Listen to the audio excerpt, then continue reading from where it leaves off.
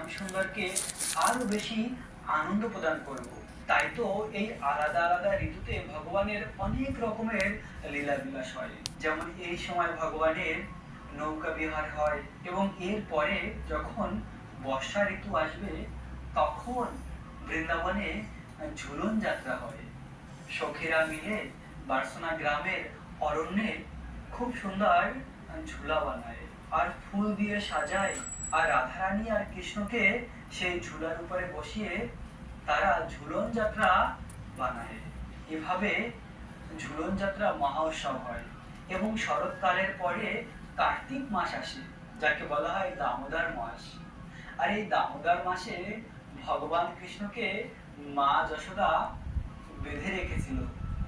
ভেবে দেখুন ভগবান কৃষ্ণ কত ভক্তবৎসল।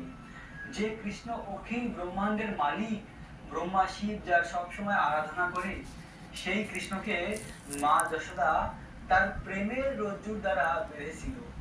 ভগবান কৃষ্ণকে কেউ বাঁধতে পারে না। কৃষ্ণ শুধু প্রেমের দ্বারা আবদ্ধ হয়। কৃষ্ণকে শুধু ভালোবাসার মাধ্যমে জয় করা যায়।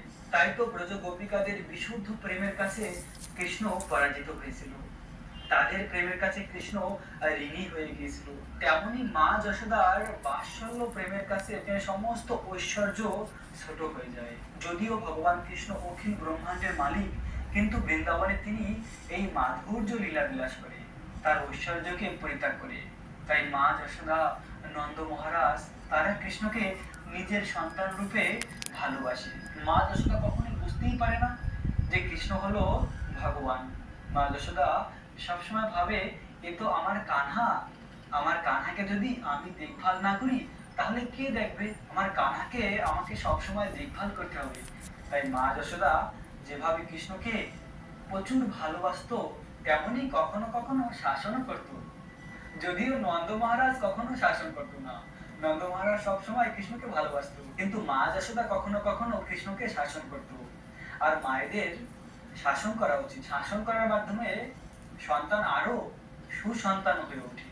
তেমনি একবার মা যশোদা একটি ঘরে অনেক ননী